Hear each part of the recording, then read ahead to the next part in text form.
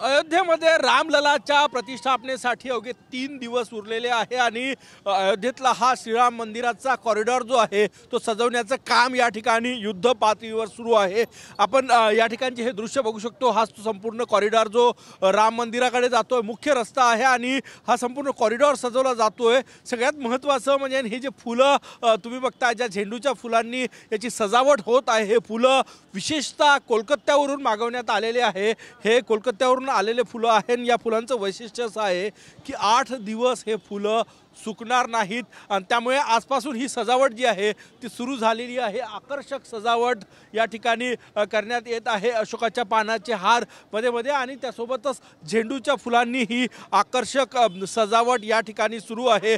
22 तारखेला रामललाच्या मूर्तीची प्राणप्रतिष्ठापना माननीय पंतप्रधान नरेंद्र मोदी यांच्या हस्ते होणार आहे आणि त्यासाठी संपूर्ण अयोध्या नगरी जी आहे ती सजते आहे। हा राम मंदिराकडे जाणारा मुख्य कॉरिडॉर आहे आणि तो कॉरिडॉर सजवण्याचं काम जे आहे ते या ठिकाणी युद्ध पातळीवर सुरू आहे आणि सगळ्यात महत्त्वाचा हा संपूर्ण कॉरिडॉर जो आहे तो या ठिकाणी सजवला जाणार आहे आणि त्यासाठी या ठिकाणी हजारो टन फुलं जे आहे ते कोलकात्यावरनं आणण्यात आलेले आहे। बघा हे दृश्य, हे हजारो टन फुलांचे हार जे आहे ते या ठिकाणी अयोध्येमध्ये दाखल झालेले आहे। कोलकात्यावरनं हे सगळे फुलं आलेले आहे आणि हा संपूर्ण कॉरिडॉर जो आहे तो फुलांनी सजवण्याचं काम युद्ध पातळीवर या ठिकाणी सुरू आहे। हे दृश्य, आकर्षक दृश्य बघा, हा कॉरिडॉर आहे आणि हा कॉरिडॉर सध्या आकर्षक फुलांनी या ठिकाणी सजवला जातोय। मोठा उत्साह या ठिकाणी रामभक्तांमध्ये आणि हा संपूर्ण कॉरिडॉर जो आहे तो कोलकात्यावरून आलेल्या विशेष फुलांनी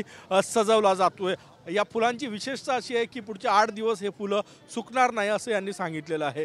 कॅमेरामॅन सचिन सॅमसह गजानन माटे, TV9 मराठी, अयोध्या।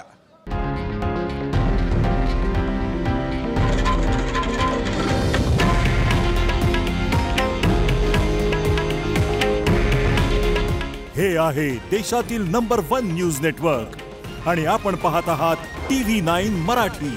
काळजी तुमची, हित महाराष्ट्राचं।